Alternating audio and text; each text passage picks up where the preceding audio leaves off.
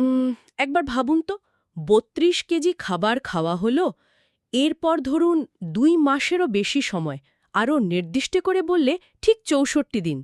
বাপরে, ৬৪ দিন! হ্যাঁ, আর এই পুরো সময় আর রসদ ব্যয় করে শরীর তৈরি করল মাত্র ৩ চামচ পরিমাণ একটা তরল পদার্থ। মানে মানবদেহের সবচেয়ে পরিশোধিত, সবচেয়ে শক্তিশালী একটা নির্যাস বলা যায় এটাকে। আচ্ছা। কিন্তু অদ্ভুত ব্যাপারটা কি জানেন? সেই মহামূল্যবান তরলটি হয়তো মাত্র কয়েক সেকেন্ডের সাময়িক উত্তেজনায় শরীর থেকে চিরতরে বের করে দেওয়া হলো। মানে শুনতে একটু অবাস্তব বা পাগলামি মনে হচ্ছে, তাই না? সত্যি, এটা চমকে দেওয়ার মতন একটা শুরু। মানে আধুনিক বিজ্ঞান বা জীববিজ্ঞান তো আমাদের শেখায় যে আমাদের মানবদেহ অনেকটা কারখানার মতো, তাই না? একদম। প্রতিদিন লক্ষ লক্ষ কোষ বা উপাদান তৈরি করছে। কিন্তু আজকের এই গভীর বিশ্লেষণে আমরা যে উৎসটা নিয়ে কথা বলছি, সেটি শরীরকে কোনো সাধারণ কারখানা হিসাবে দেখে না, বরং তারা শরীরকে দেখে এক অতিপ্রাকৃত সাধনার ক্ষেত্রে হিসাবে। ঠিক বলেছেন।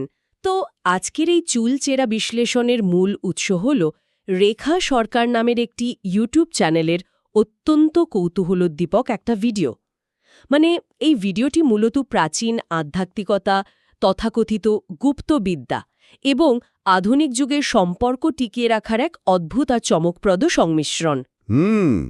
ইন্টারেস্টিং। হ্যাঁ, আধুনিক যুগে মানুষের একটা বিশাল সমস্যা হল যৌন আসক্তি বা মাস্টারবেশন। কিভাবে প্রাচীন দম বা শ্বাস সাধনার মাধ্যমে এই আসক্তি নিয়ন্ত্রণ করা যায়, সেটাই আসলে এই ভিডিওর মূল উপজীব্য। আচ্ছা, এখানে শুরুতেই একটা বিষয় একটু স্পষ্ট করে নেওয়া প্রয়োজন। আমরা যে বিষয়গুলো নিয়ে কথা বলছি তা কিন্তু আধুনিক চিকিৎসা বিজ্ঞান বা ধরুন ক্লিনিক্যাল সাইকোলজির কোনো বিষয় নয়। হ্যাঁ, এটা শ্রোতাদের মাথায় রাখা খুব জরুরি। একদম। এটি মূলত মানবদেহ এবং তার জীবনী শক্তির সম্পর্কে একটি প্রাচীন আধ্যাত্মিক বা যাকে বলে এসোটেরিক দৃষ্টিভঙ্গির বিশ্লেষণ। এই উৎসে ঠিক কী দাবি করা হয়েছে, প্রাচীন ধারণাগুলোকে কিভাবে আধুনিক সমস্যার সাথে মিলিয়ে উপস্থাপন করা হচ্ছে, আমরা আজ সম্পূর্ণ নিরপেক্ষভাবে কেবল সেগুলোরই ব্যবচ্ছেদ করব। ঠিক। এখানে কিন্তু আমাদের নিজস্ব কোনো পক্ষ বা সমর্থন নেই, আমরা শুধু সোর্স মেটেরিয়ালটা তুলে ধরছি। তো চলুন মূল বিষয়ে ঢোকা যাক। ভিডিওটি শুরুতেই আধুনিক যুগের একটা চরম আসক্তির কথা বলা হয়েছে। স্মার্টফোনের এই যুগে, যেখানে যে কোনো ধরনের চাক্ষুষ উদ্দীপনা বা ভিজুয়াল স্টিমুলেশন খুব সহজেই হাতের মুঠোয়, সেখানে এই আসক্তি কিভাবে মানুষকে ভেতর থেকে শেষ করে দিচ্ছে তা নিয়ে বেশ কড়া ভাষায় সতর্ক করা হয়েছে। হ্যাঁ, সতর্কতাটা বেশ কড়া ছিল। হ্যাঁ, আর ভিডিওটিতে অতিরিক্ত আসক্তির ফলে মানুষের শারীরিক ও মানসিক অবস্থাকে একটা অত্যন্ত মজাদার কিন্তু নিখুঁত উপমায় বর্ণনা করা হয়েছে। বলা হয়েছে অবস্থাটা নাকি পোড়া বেগুনের মতো হয়ে যায়। পোড়া বেগুন? হাহা, উপমাটা বেশ মজার তো। তাই না? মানে উনুনে পোড়ানো বেগুনের ভেতরটা যেমন একদম গলে যায়, চুপসে যায়, আসক্ত মানুষের জীবনী শক্তিও যেন ঠিক সেভাবে নিংড়ে শেষ হয়ে যায়। এই পোড়া বেগুনের উপমাটি লোকজ হলেও এর পেছনের যে আধুনিক স্নায়বিক কারণটি আছে সেটা কিন্তু খুব বাস্তব। মানে ভিডিওটিতে এই আসক্তির কারণ হিসেবে ডোপামিন হরমোনের ভূমিকার কথা উল্লেখ করা হয়েছে। ডোপামিন। হ্যাঁ, মস্তিষ্কে এই ডোপামিন হরমোন যখন মাত্রাতিরিক্ত নিঃসৃত হয় তখন তা এক তীব্র উত্তেজনার সৃষ্টি করে। মানুষ তখন চাইলেও নিজেকে নিয়ন্ত্রণ করতে পারে না। এই ডোপামিনের বিষয়টা একটু গভীরে গিয়ে ভাবলে বেশ ভয়ঙ্কর লাগে, বুঝলেন? কারণ ডোপামিন শুধু আনন্দ দেয় না, এটি মূলত আমাদের মস্তিষ্কের পুরস্কার খোঁজার বা রিওয়ার্ড সিকিং মেকানিজম। একদম ঠিক বলেছেন। ব্রেন বারবার সেই একই কাজ করতে বাধ্য করে যা তাকে চটজলদি আনন্দ দেবে। আধুনিক মানুষ যখন ঘন্টার পর ঘন্টা স্ক্রিনে ডুবে থাকে, তখন তার ব্রেন বারবারই ডোপামিনের শটে অভ্যস্ত হয়ে যায়, যার ফলে একটা সময় পর সেই পোহা বেগুনের মতো ক্লান্তি, ব্রেন ফগ বা কোনো কিছুতে মনোযোগ না দিতে পারার মতো সমস্যাগুলো দেখা দেয়। আর এই আসক্তির চক্র থেকে বের হওয়াটা এত কঠিন, কারণ শরীর তার সবচেয়ে মূল্যবান সম্পদটা বারবার হারাচ্ছে। এখানেই ভিডিওটি তাদের সেই চমকপ্রদ গাণিতিক হিসাব বা প্রাচীন বিজ্ঞানের দাবিটি তুলে ধরেছে। আচ্ছা। তাদের মতে এক ফোঁটা বীর্য বা জীবনী শক্তি তৈরি হতে পুরো ৬৪ দিন সময় লাগে। দাঁড়ান ৬৪ দিন, মানে ২ মাসেরও বেশি সময়? এটা মেনে নেওয়া তো একটু কঠিন। মানে আধুনিক চিকিৎসা বিজ্ঞান তো বলে পুরুষদের শরীর প্রতিদিন লক্ষ লক্ষ শুক্রাণু তৈরি করতে পারে। হ্যাঁ, সেটাই তো সাধারণ ধারণা। তাহলে এই উৎস কিভাবে এই বিশাল সময়ের হিসাবটা জাস্টিফাই করছে? এত লম্বা সময় ধরে শরীরে ঠিক কি ঘটে বলে তারা দাবি করছে? আপনার এই খটকা লাগাটা খুব স্বাভাবিক, কারণ আধুনিক বিজ্ঞান শরীরকে দেখে মাইক্রোস্কোপিক লেভেলে, কিন্তু প্রাচীন এই ধারণাগুলো শরীরকে দেখে অ্যালকামি বা রাসায়নিক পরিশোধনের একটা দীর্ঘ প্রক্রিয়া হিসেবে। অ্যালকেমি মানে সোনা মানানোর সেই প্রাচীন বিদ্যার মতো? ব্যাপারটা অনেকটা খনি থেকে সোনা পরিশোধন করার মতোই। হ্যাঁ, ভিডিওটিতে একটি সুনির্দিষ্ট ধাপে ধাপে রূপান্তরের কথা বলা হয়েছে। দাবি অনুযায়ী প্রক্রিয়াটি শুরু হয় আমাদের গ্রহণ করা সাধারণ খাবার থেকে।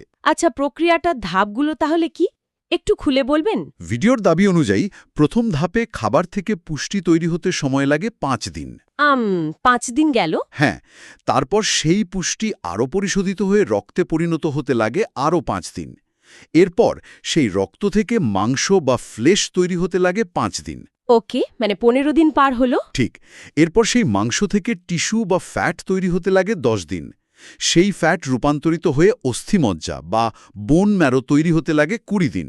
বাপ রে, এতগুলো ধাপ!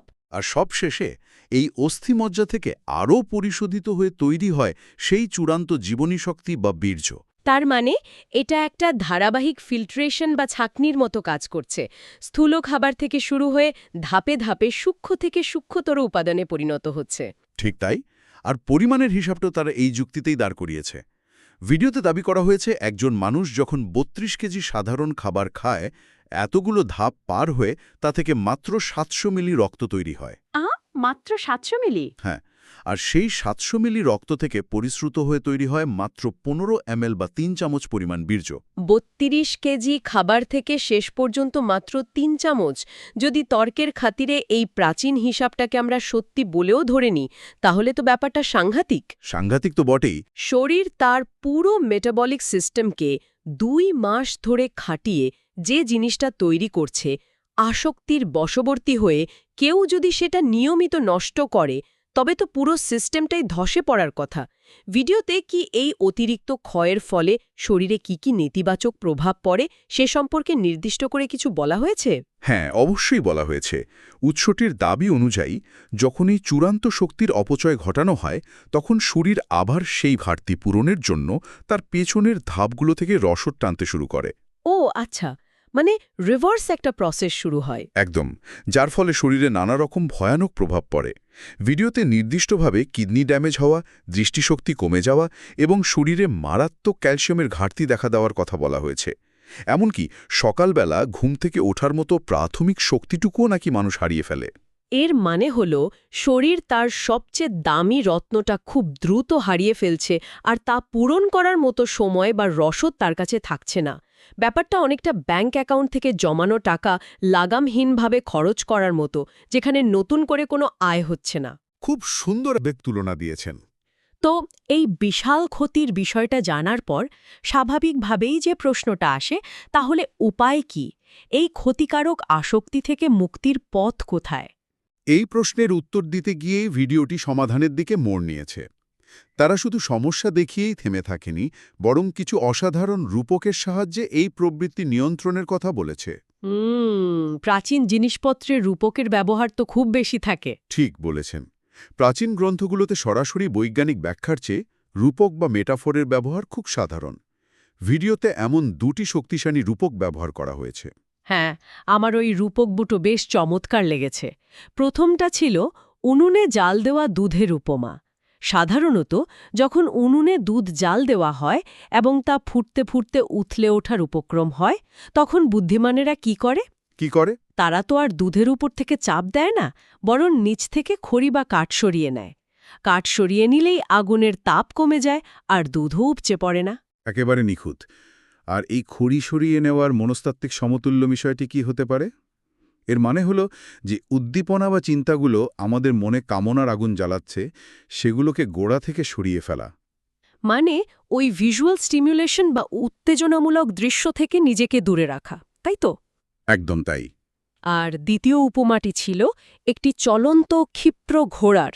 একটি তেজি ঘোড়া যখন বেপরোয়াভাবে দৌড়াতে থাকে এবং খাদের দিকে এগোতে থাকে তখন তাকে থামাতে হলে তার সাথে লড়াই করে লাভ নেই, বরং চট করে তার লাগাম টেনে ধরতে হয়। খুব শক্তিশালী একটা ইমেজারি এটা। হ্যাঁ, ভিডিওর দাবি অনুযায়ী মানুষের এই কামবাসনাও ঠিক সেই ছুটন্ত ঘোড়ার মতো। একে একটি বিশেষ কামসূত্র বা কৌশল দিয়ে নিয়ন্ত্রণ করতে হয়, না হলে সে ধ্বংসের দিকে নিয়ে যাবে। কিন্তু এই রূপকগুলোর চেয়েও ভিডিওটি যে দাবিটি সবচেয়ে বেশি অবাক করার মতো তা হলো এই আগুন বা কামনার মূল কেন্দ্রস্থলের অবস্থান নিয়ে। আচ্ছা।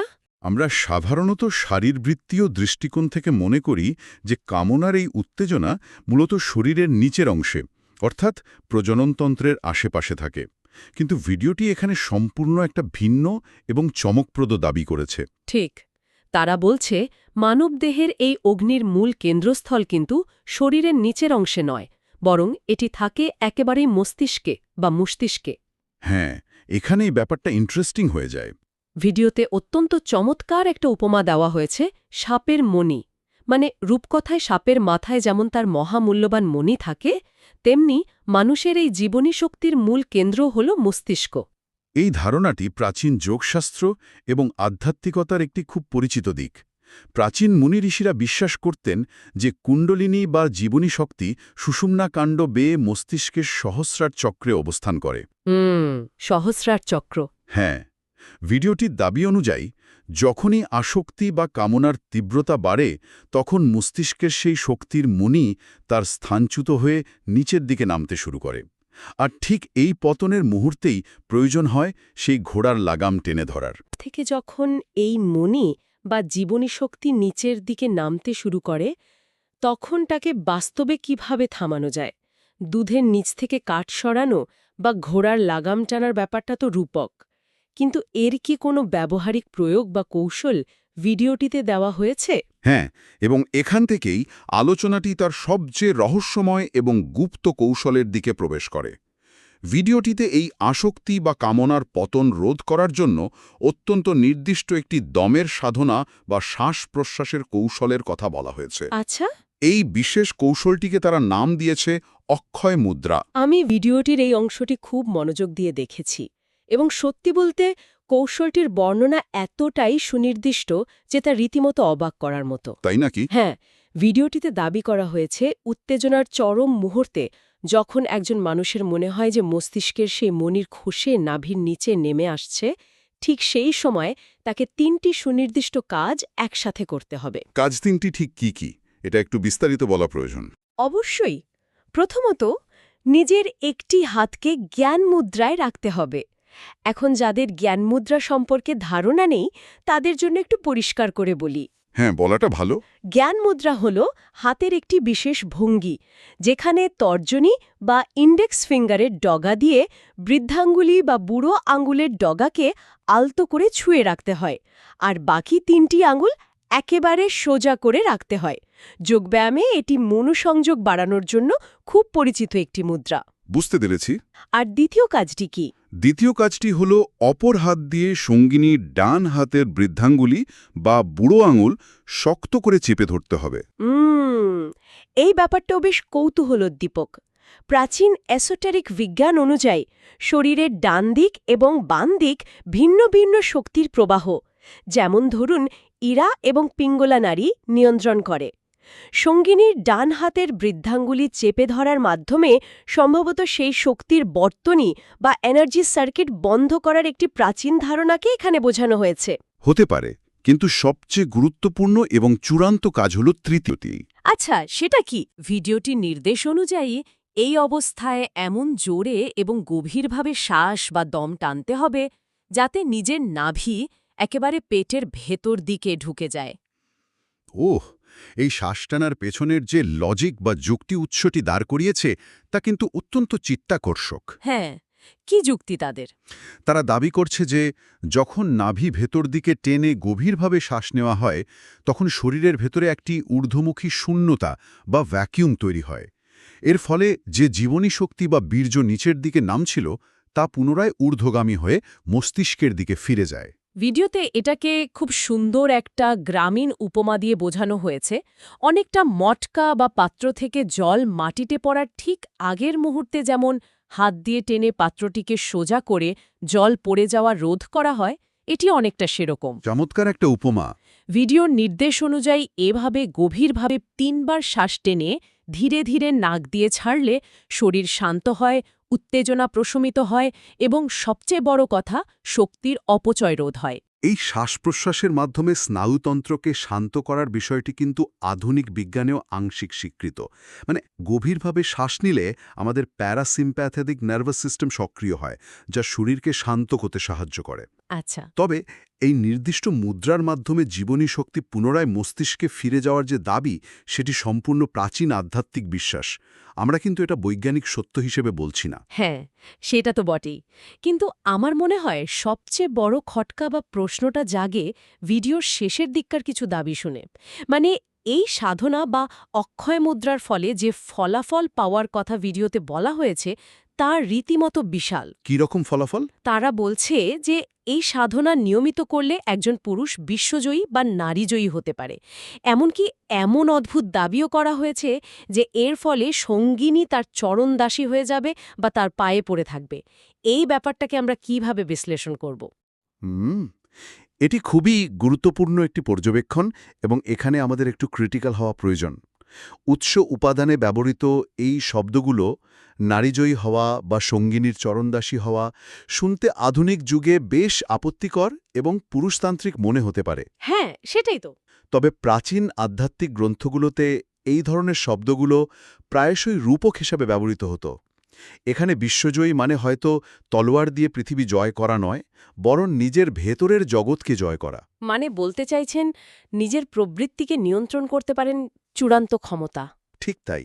যিনি নিজের চরম উত্তেজনাকে নিয়ন্ত্রণ করতে পারেন, তার ইচ্ছাশক্তি বা উইল পাওয়ার এতটাই প্রখর হয় যে অন্য মানুষ তার ব্যক্তিত্বের কাছে হার মানে বা তার দ্বারা প্রবলভাবে প্রভাবিত হয়। আচ্ছা। চরণদাসী শব্দটি আধুনিক সম্পর্কের ক্ষেত্রে সমতার পরিপন্থী হলেও প্রাচীন ধারণায় এটি মূলত একজন মানুষের আত্মনিয়ন্ত্রণের ফলে সৃষ্ট অসীম মানসিক শক্তির কাছে অন্যের বশ্যতা স্বীকার করাকে রূপক অর্থে বুঝিয়েছে। তবে আমরা এখানে কোনো পক্ষ নিচ্ছি না। আধুনিক সম্পর্কের মাপকাঠিতে এই দাবিগুলোর সত্যতা নিয়ে অবশ্যই তর্ক থাকতে পারে। আপনার এই বিশ্লেষণটা খুব সুন্দর। আমার কাছেও এই পুরো কৌশলটি, এই যে এত সব মুদ্রা, শ্বাস ধরে রাখা, আঙুল চেপে ধরা, আসলে শরীর আর মনের এক অদ্ভুত যুদ্ধের মতো মনে হলো। শরীর তার আদিম প্রবৃত্তির বশে চাইছে বাঁধন ছিঁড়তে, ডোপামিনের স্রোতে গা ভাসাতে। হ্যাঁ, শরীর তো সেটাই চাইবে। আর মন তার ইচ্ছাশক্তি দিয়ে চাইছে লাগাম টেনে ধরে রাখতে। পুরো ব্যাপারটি নিজের ভেতরের পশুর ওপর মানুষের মস্তিষ্কের নিয়ন্ত্রণ প্রতিষ্ঠার একটি চরম রূপ। আপনি যদি একে বৃহত্তর প্রেক্ষাপটের সাথে যুক্ত করেন, তাহলে দেখবেন এটি কেবল একটি শারীরিক বা যৌন প্রবৃত্তি নিয়ন্ত্রণের প্রক্রিয়া নয়। ভিডিওটি মূলত একটি জীবন দর্শন তুলে ধরছে। জীবন দর্শন? হ্যাঁ, আপনার মস্তিষ্কই হল আপনার চালিকা শক্তি। আপনি যদি আপনার মন এবং দমকে নিয়ন্ত্রণ করতে পারেন, আপনার ফোকাস ধরে রাখতে পারেন, তবে আপনি আপনার জীবনের যে কোনো আসক্তি বা দুর্বলতাকে নিয়ন্ত্রণ করতে পারবেন। তাহলে আমরা যদি আজকের এই পুরো আলোচনার একটা নির্যাস টানি, বিষয়টা কি দাঁড়ায়? আপনি বলুন। এই ভিডিওর ভাষা, ওই ৬৪ দিনের গাণিতিক হিসাব, উপমা এবং পদ্ধতিগুলো হয়তো সম্পূর্ণ প্রাচীন এবং আধ্যাত্মিকতার মোড়েকে ঢাকা। আধুনিক বিজ্ঞানের লেন্স দিয়ে দেখলে হয়তো এর অনেক কিছুই আক্ষরিক অর্থে মিলবে না। একদমই মিলবে না হয়তো। কিন্তু এর একেবারে গভীরে একটা খুব সাধারণ অথচ অত্যন্ত শক্তিশালী দর্শন লুকিয়ে আছে। আর তা হল নিজের বেপরোয়া মন এবং শরীরের ওপর পূর্ণ নিয়ন্ত্রণ বা সেলফ মাস্টারি প্রতিষ্ঠা করা। আমি আপনার সাথে সম্পূর্ণ একমত। এই উৎসটি আমাদের যা শেখাতে চাইছে তা হল আসক্তি, তা যে ধরনেরই হোক না কেন, তা মানুষকে ভেতর থেকে ফাঁপা করে দেয়, মানুষকে দুর্বল করে। আর সেই দুর্বলতা থেকে বেরিয়ে আসার একমাত্র পথ হল নিজের ইচ্ছা শক্তির ওপর নিয়ন্ত্রণ আনা, নিজের শক্তির অপচয় রোধ করা। আর ঠিক এই জায়গাটিতেই আজকের এই গভীর আলোচনার শেষে আমি একটা ভাবনার খোরাক রেখে যেতে চাই। একটু তলিয়ে ভেবে দেখুন তো, প্রাচীন এই আধ্যাত্মিক চর্চাগুলো শরীরের ভেতরের একটি নির্দিষ্ট শক্তি ধরে রেখে মানসিক স্পষ্টতা, তেজ এবং ফোকাস বাড়ানোর ওপর এতটা জোর দিয়েছে। তারা মনে করত শক্তির ক্ষয় মানেই নিজের ক্ষমতা হারানো। তাই তো। আজকের এই আধুনিক যুগে হয়তো আমাদের সেই একই শারীরিক শক্তির সংগ্রাম সবার জীবনে সেভাবে নেই, কিন্তু আমাদের মনোযোগ, সময় এবং মানসিক শক্তির তো অন্যান্য অনেক দিক দিয়ে প্রতিনিয়ত মারাত্মক ক্ষয় ঘটছে, তাই না? খুব সত্যি কথা। এই যে আমরা ঘন্টার পর ঘন্টা স্মার্টফোনে স্ক্রলিং করছি, সোশ্যাল মিডিয়ার অন্তহীন লুপে নিজেদের ডুবিয়ে রাখছি, এটাও তো এক ধরনের বিশাল মানসিক শক্তির অপচয়। আমাদের ব্রেনের ডোপামিন তো সেখানেও নিঃশেষ হচ্ছে, আর আমরা সেই পোড়া বেগুনে পরিণত হচ্ছি। একদম। তাহলে প্রাচীনকালের সেই মানুষগুলো যদি দম টেনে, মনকে শান্ত করে, তাদের ভেতরের সেই মূল্যবান মনি বা জীবনী শক্তিকে রক্ষা করার জন্য এত কঠিন সাধনা করতে পারে, তবে কি বর্তমান যুগে আমাদের এই যে মনোযোগ বা ডিজিটাল শক্তির অপচয় ঘটছে, সেটিকেও কি এরকম কোনো নির্দিষ্ট মানসিক শৃঙ্খলা বা আধুনিক কোনো দমের সাধনা দিয়ে নিয়ন্ত্রণ করা সম্ভব? দারুণ একটা প্রশ্ন। আমাদের ভেতরের সেই পোড়া বেগুন হয়ে যাওয়া থেকে বাঁচার জন্য আমাদের মনোযোগের লাগামটা আমরা ঠিক কিভাবে টানতে পারি, এই প্রশ্নটাই আজকে আমাদের সবার ভাবনার জন্য রেখে গেলাম। আশা করি এই প্রাচীন ধারণাগুলো আমাদের আধুনিক জীবনের সমস্যাগুলো সমাধানে নতুন কোনো দৃষ্টিভঙ্গি দিতে পারবে। আজ তাহলে